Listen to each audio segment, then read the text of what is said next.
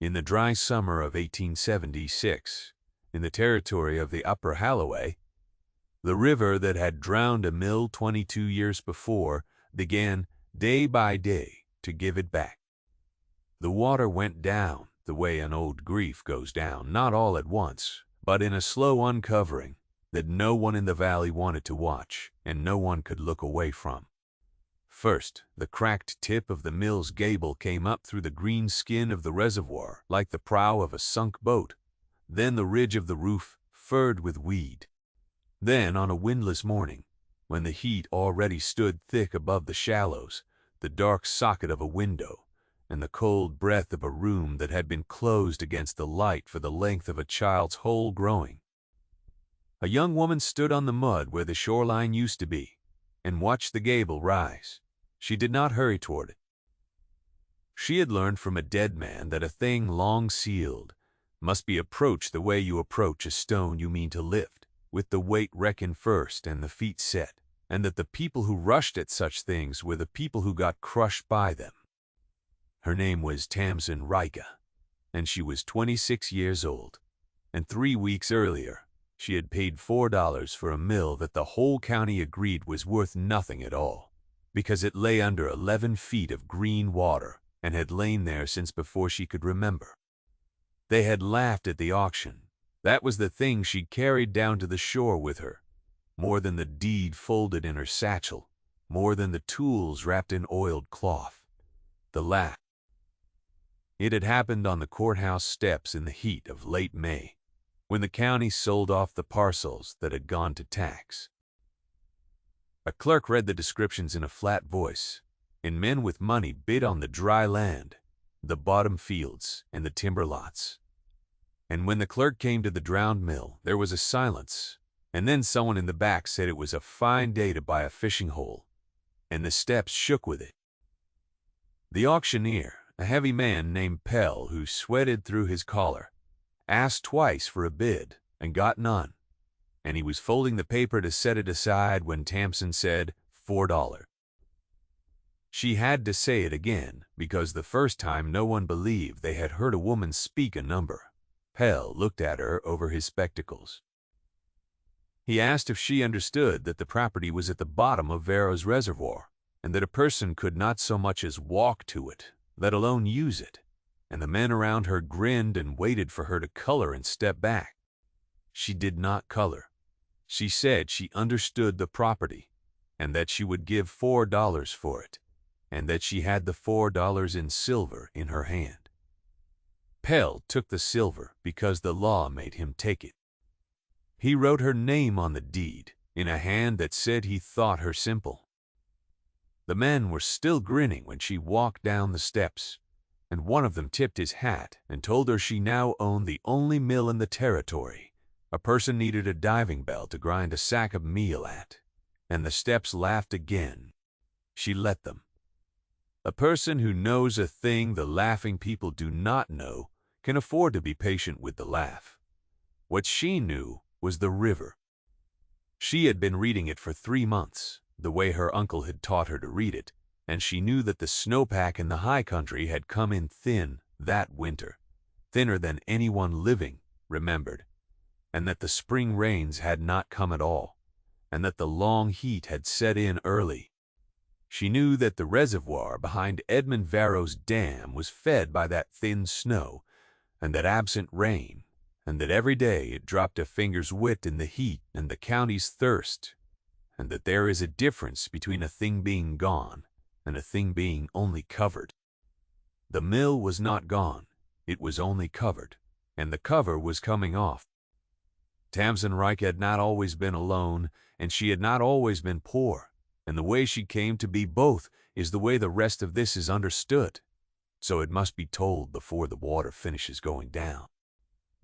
She had been raised by her mother's brother, a millwright named Jos Rika, after the fever took her parents in the wet spring of her 7th year. Jos was a lean, deliberate man who smelled of linseed oil and stone dust, and who spoke to a machine more gently than he spoke to most people.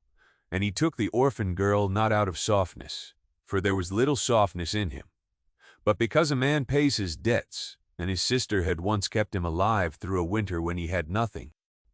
He did not raise Tamsin to be a wife. He raised her to be of use. By the time she was 12, she could true a wheel and read a tail race and tell by the sound of the water on the buckets whether a mill was set right. And by the time she was 18, she could dress a millstone, which is the hardest skill the trade holds and the one fewest men ever truly learn. Dressing a stone is the cutting of the grooves into the face of a millstone so that the grain is sheared and not crushed, so that the meal comes off cool and whole and not burned by the rubbing. The grooves are called furrows, and the flat lands between them are called lands, and the whole pattern of them is the dress, and a stone dressed by a clumsy hand makes bad flour. The stone dressed by a true hand makes a miller's fortune. Josh told her that a millstone holds the mark of the hand that dressed it the way a letter holds the name of the man who wrote it, and that no two millwrights cut a furrow exactly alike any more than two men sign their names alike. He told her she would understand someday why that mattered. She had not understood it then. She understood it now on the mud with the gable rising, because the man who had dressed the stones in the drowned mill was a man whose work she had been taught to know, and she had come to read his hand. Joss had died 2 years before of a cough that the long cold of the trade had bored into his chest, and he had left her his tools and a single piece of counsel, given on the last clear afternoon he had. He told her that the men who run things write down a version of the world, and then dam the river so that no one can go back and check it, and that her whole worth, if she had any, would be in being the one who could still go back and check. She had folded that away the way she folded everything he gave her. She did not know when he said it, that he had been speaking of a particular dam and a particular river. She learned that later, the way you learn most true things, too late to thank the person who told you. The man who had built the dam was named Edmund Varro, and in the Upper Holloway, his name was the same as the word for the way the world was. He owned the roller mill at the head of the valley, the great new mill with its steel rollers and its tall brick tower, and he owned the dam that drove it, and he owned, through notes and liens and quiet purchases, a great deal of the grain that grew in the bottoms and most of the men who grew it. 22 years before, when Tamsin was 4 years old and remembered nothing, Edmund Varro had thrown his dam across the Holloway at the Narrows, and the river had backed up behind it and filled the long meadow above, and the rising water had drowned the old stone gristmill that had stood there since the first settlement. And the man who owned that gristmill had been ruined and had gone away and was generally agreed to be dead. That man's name was Soren Aldous, and almost no one in the valley said it anymore, because there was no profit in saying it, and some small danger, and because the people who remembered him were old, and the people who did not remember him were most people. Tamsin had not known his name either, until she went looking. What she had known when she paid her $4 was only that a mill lay under the water, and that a mill is a machine, and that she was the one person in the county who could make a drowned machine speak. So she came down to the shore each morning in the long drought, and she watched the water go, and she made her camp on the dry mud above the old water line, a canvas lean-to and a fire ring and the brown leather satchel that held everything she owned that mattered. She kept her uncle's tools, wrapped against the damp. She kept the deed dry. And she waited, with the patience of a person who has been laughed at and intends to answer the laugh with work and not with words. The water gave back the upper floor first. By the second week of the drought, the gable and the roof and the high window stood clear above the green, and the mill looked like a drowned man surfacing the weed, hanging off it like hair. Tamsin built a raft of 3 dry logs and a plank and poled herself out to it on a still morning, and she laid her hand flat against the wet stone of the gable, and she felt the cold come off it, the cold of a room shut against the summer, since the year Varro's dam first held, and she understood for the first time, in her body and not only her mind, what she had bought. The stone was good stone, dressed and laid by a careful hand. The mortar was lime and hell. Whoever had built this mill had built it to outlast him, and the water had taken it before its time, and that was the first wrong she felt before she knew the names attached to it. A made thing drowned before its work was done.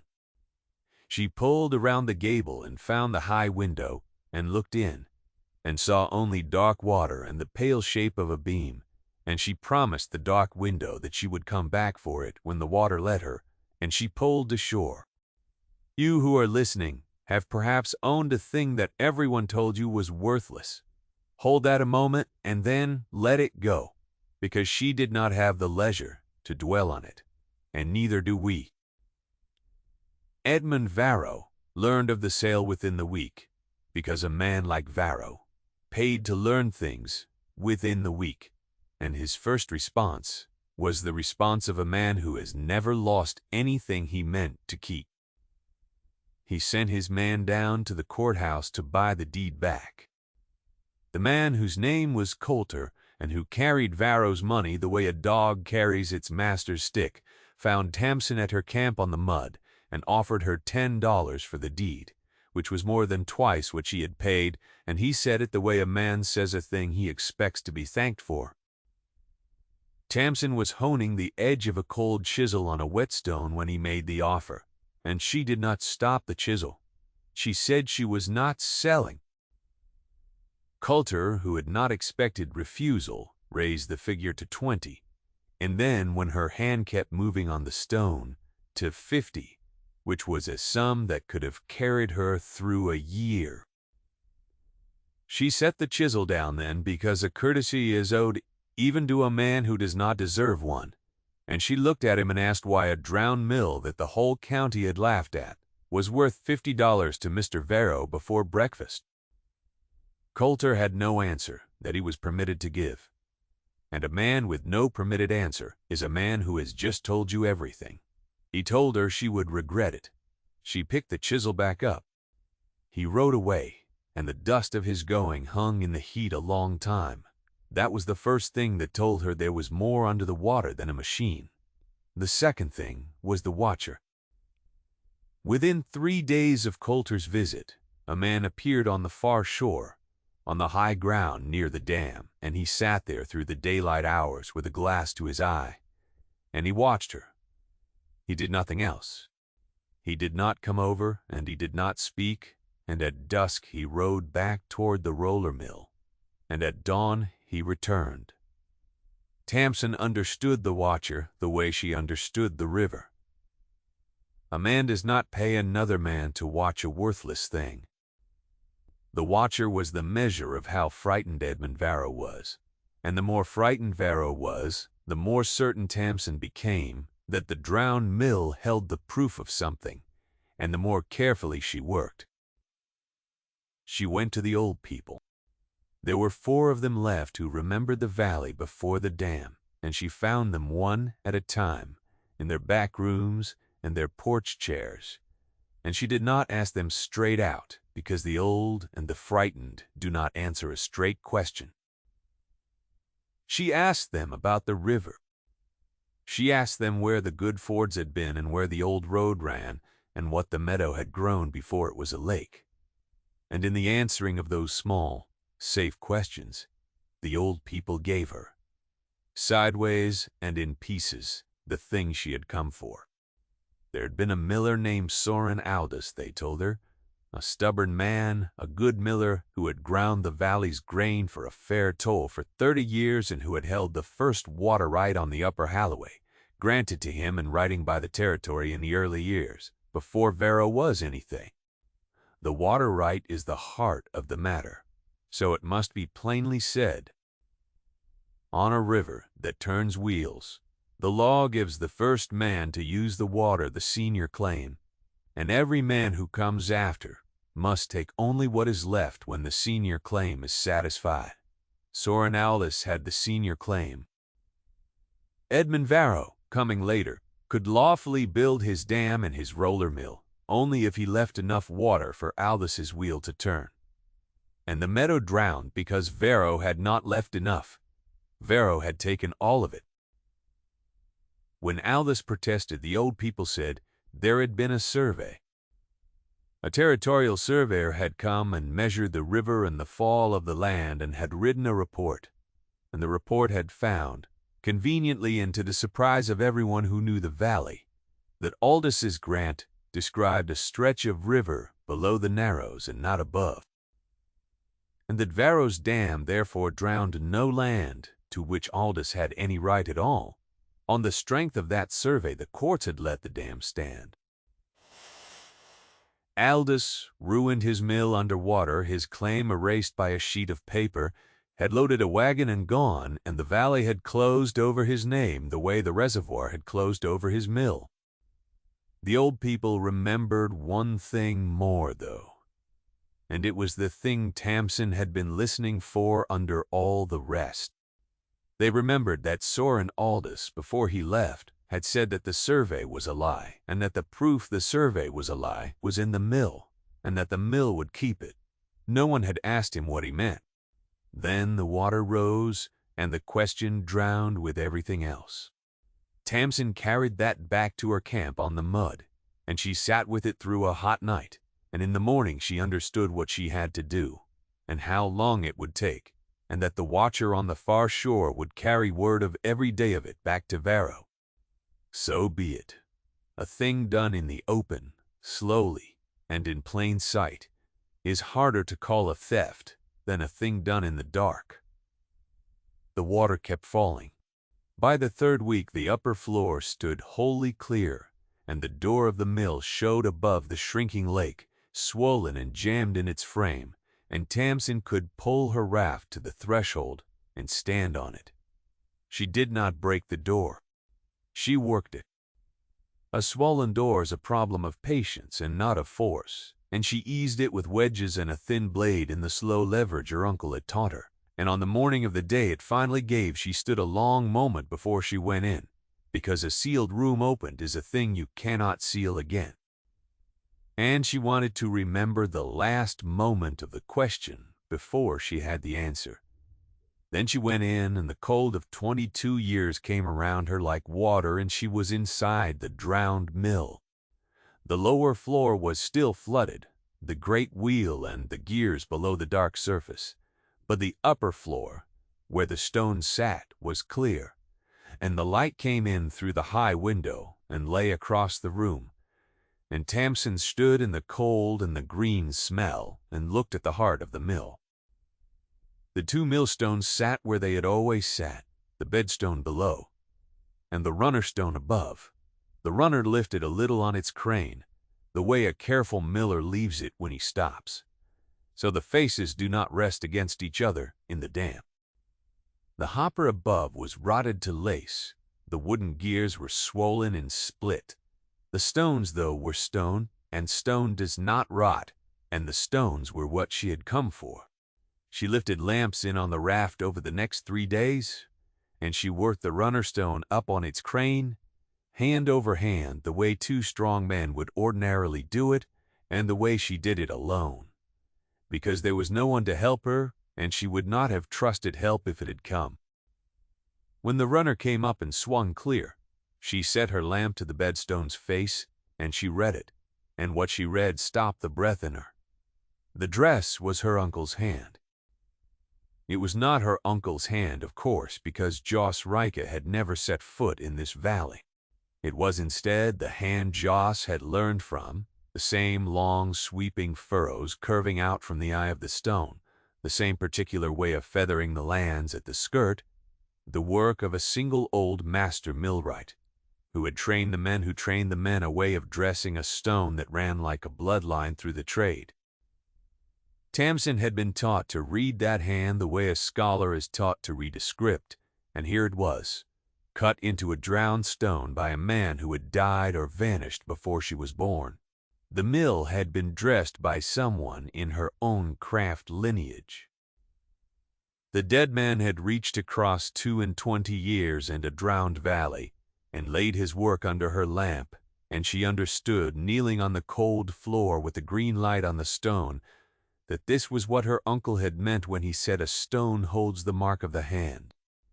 She had come to read a machine. She had not expected the machine to know her. That was the discovery, and it was not the proof, and she made herself remember the difference. A dressed stone moved her. It would not move a court. She needed the thing Aldous had said the mill would keep, the thing that answered the lying survey, and a millstone, however it was cut, was not that thing. She found it on the 4th day, and she found it because she was a millwright and not a treasure hunter, because she looked where a miller would put a thing he meant to last, and not where a frightened man would hide a thing he meant to bury.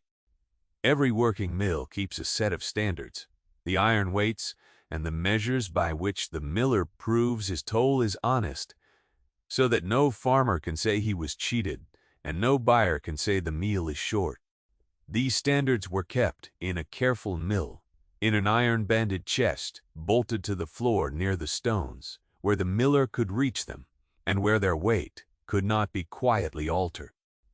Tamsin knew the chest would be there, because a good miller always kept one, and she found it bolted to the floor, in the corner where the light reached last. The iron bands rusted but whole, the lock long since seized.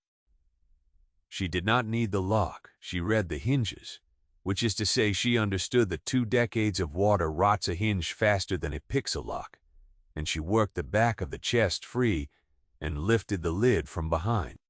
The standards were inside, the iron weights green with corrosion but sound, and the bronze measures, and wrapped around them in oiled leather that the water had finally beaten, gone to pulp at the edges, but whole at the heart, was the thing the mill had kept. It was the original grant. The territory's water right grant to Soren Aldous, the real one, with the real description of the river, the seal of the territory, pressed into the wax and the date in the early years. Before Vera was anything, and the description plain on the page, in the surveyor's own hand, the senior right to the waters of the Upper Holloway, above the Narrows. The very stretch the dam had drowned. Aldous had kept his grant in the safest place he owned, locked in the iron chest of his own mill, among the standards by which he proved his honesty, and when the water came up, he had left it there, because he could not carry the mill away, and the grant belonged with the mill, and because he had said the mill would keep it, and the mill had kept it. The grant alone, Tamsin knew, only set her word against the survey, and the survey had a seal, too. She had to read it the way her uncle had taught her to read everything, all the way to the bottom, and at the bottom of the chest, beneath the standards, she found the surveyor's field book. A field book is the small leather-bound notebook in which a surveyor writes his raw measurements as he takes them, before any clean report is drawn, the chain distances and the compass bearings and the rod readings, the true record of what the land actually was. The clean report can be made to say anything. The field book is the river itself, written down. Soren Aldous had gotten hold of the surveyor's own field book, by purchase or by friendship or by a payment greater than Varro's. And the field book showed in the surveyor's raw figures, before they were cooked into the false report, that Aldous's grant, and that the report which had moved it below the Narrows had moved it by changing the figures, by adding a station here and dropping a chain length there, the small lies that no one checks, because checking means walking the river with a chain in the heat. The dam had not lawfully drowned a worthless bottom. It had unlawfully drowned the senior right on the river, and a man had been ruined to keep that quiet, and the proof had sat under 11 feet of water for the whole of those years, waiting for a drought and for someone who knew where a miller keeps his standards. Tamsin sat on the cold floor of the drowned mill with the grant and the field book in her lap, and she did not feel triumph. She felt the weight of it, which is a different thing. She felt the years of it, the ruined man and the closed valley, and the dead surveyor, and her own dead uncle, who had told her what her worth would be without knowing he was describing this exact room. She wrapped the papers again in fresh oiled cloth, and she put them in her satchel against her body, and she pulled to shore. And the watcher on the far ridge watched her go. And that night the watcher did not ride back to the roller mill at dusk. He stayed. And Tamsin understood that the open part of this was ending, and the hard part was beginning, because Edmund Varro had built his whole life on a sheet of paper, and she now carried the thing that turned that sheet of paper into a confession, and a man does not let such a thing be carried out of his valley if he can stop it. He tried first to drown it again. This is the thing she had not let herself stop guarding against, and the reason she had worked in the open and slept light. The reservoir was low because the drought had starved its sources, but a dam is a thing that can be closed as well as opened, and Varro's dam had a sluice gate at its base that bled water downstream to keep the law satisfied that he left some flow in the river. On the night after she found the field book, men came in the dark and closed the sluice. Tamsin woke to the sound of the river changing, which is a sound she had been trained from childhood to hear in her sleep, the lowering pitch of a stream being strangled, and she came out of her lean-to and stood on the mud and listened, and she understood at once what they had done.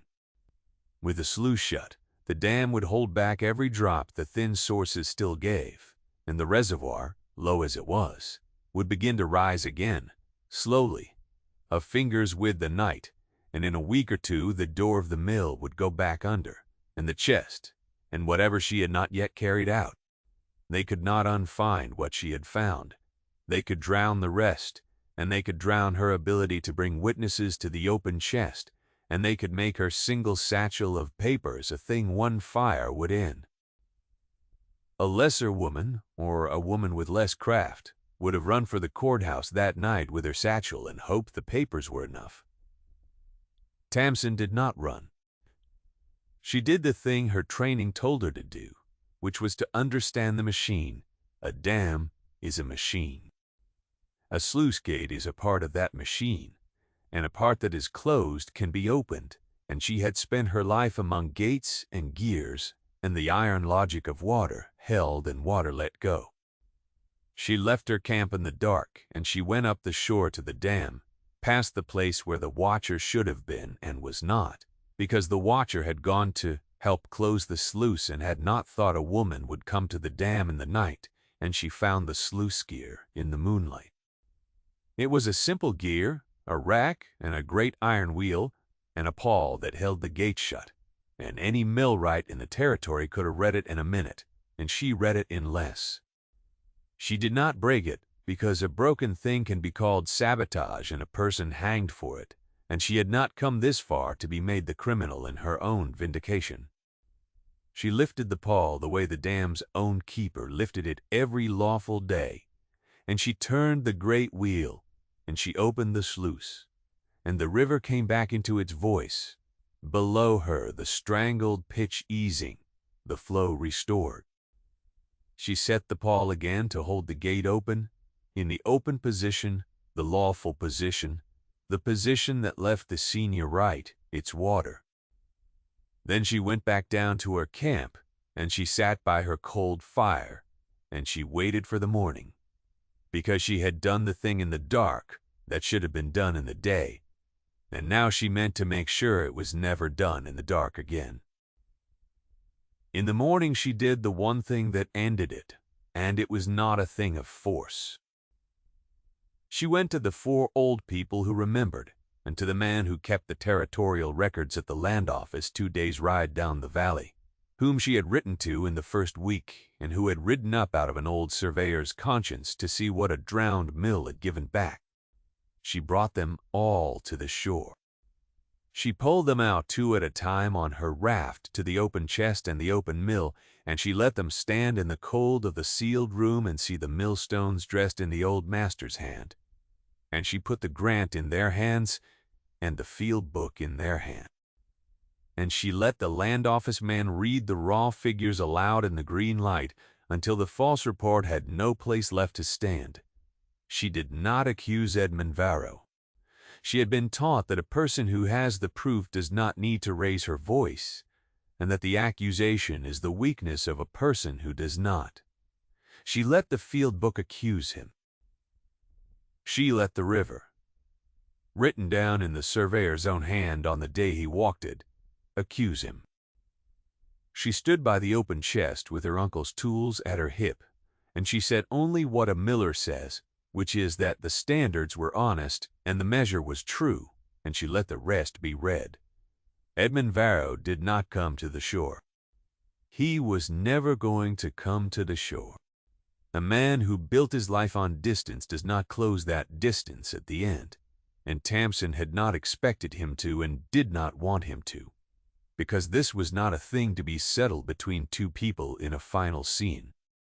It was a thing to be settled between a lie and a record, and the record had survived the lie by 22 years and 11 feet of water, and that was the whole of it. She heard later that when the land office man's report went down the valley and the courts reopened the matter, Varro sat alone in the brick tower of his roller mill through a long afternoon and read a copy of his own old survey beside the field book that unmade it, and that for the first time in his life he understood that he had been beaten, not by a court or a rival or a gun, but by a drowned room and a dead miller's care, and that the woman who beat him had done it with patience and a chisel and the reading of a stone. His mill stood. His dam came down to the level the senior right required, and the reservoir went down with it and did not come back, and the long meadow began that very autumn to dry into ground again. He was not punished. He was merely made small and made irrelevant, which for a man like Varro was the only thing he had ever truly feared. There was a person owed by all of this, and finding her was the last of the labor and the best of it. Soren Aldous had not been alone when he loaded his wagon and left the drowned valley. He had taken with him a granddaughter, an infant then, the child of a daughter already dead, and the old man had raised her down the country the way Joss had raised Tamsin, on a different skill and the same stubbornness, and he had died at last, in a far town with the story of the mill on his lips and no one who believed it. The granddaughter was a grown woman now, named Wren, who kept a small dairy 3 days south, and who had stopped, years before, telling people that her grandfather had once held the first water right on a river she had never seen, because the telling had only ever earned her the look that people give the children of ruined men. Tamsin rode the 3 days south, with the grant and a copy of the field book in her satchel, and she found the dairy, and she found Wren in the yard among the cows, a plain, steady woman with her sleeves rolled, and she did the thing that all the labor had been for. She did not make a speech. She took the grant out of the oiled cloth, and she put it in the woman's hands, and she said that her grandfather had told the truth, and that the mill had kept the proof of it the way he said it would, and that the river above the Narrows had been his, and was now, by the law's slow correcting, her own. Wren held the grant, and read the seal, and the early date, and her grandfather's stretch of river named, plainly in the surveyor's hand, and she did not weep, and she did not thank Tamsin in many words, because she was the granddaughter of a stubborn miller and the dignity ran true. She said only that she had been called a liar's child for the most of her life, and she folded the grant and held it to her. And that was the restitution, and it was enough, and it was meant to be. The drowned mill did not become a working mill again, and Tamsin had never imagined it would. The wheel was rotted, and the gears were pulp, and the valley had a roller mill at its head, whatever became of its owner. A mill, though, is more than its machinery, and the senior right to the water was a real and valuable thing, and that right went to Wren, and Wren, who knew cows and not millstones, asked Tamsin to stay and tell her what the right was worth and how it could be honestly used, and Tamsin, who had been alone since her uncle died, found that she did not want to ride on. So she stayed in the valley that had laughed at her, not as the woman who had bought a fishing hole, but as the millwright who had read a drowned stone and a dead man's field book, and given a valley back its true account of itself.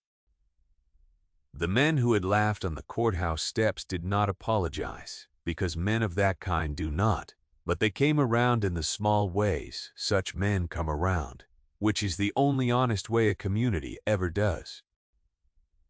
The auctioneer Pell, who had thought her simple, sent word down that if she ever wanted to bid on anything again, he would take the bid the first time she said it. The man who had made the joke about the diving bell tipped his hat to her in the road one day and did not make the joke. It was not vindication shouted from a rooftop.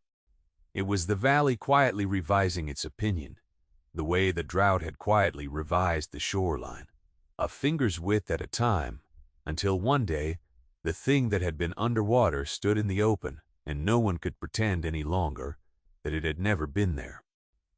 Tamsin kept one thing for herself out of all of it, and it was the smallest thing, and it was the thing she had not expected to want.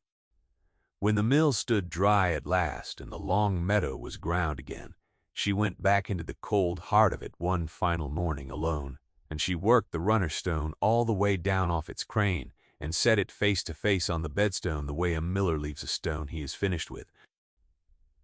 The long, sweeping curves that her own dead uncle had learned somewhere down the line of the same teaching, the work of a hand that had reached out of a drowned room to be known by the one person left alive who could know it.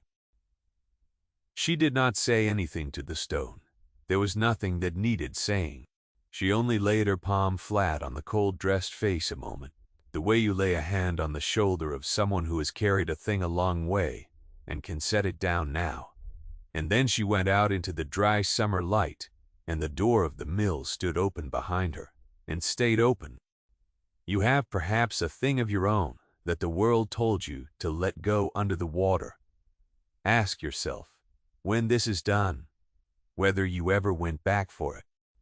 And if this kind of story sits well with you, the slow uncovering of a buried truth by a patient hand, there is another like it waiting. The valley remembered her name after that, and remembered it correctly, which is the only memorial a person of her kind ever asks for. They did not remember her as the woman who had taken anything from Edmund Varro because she had taken nothing from him.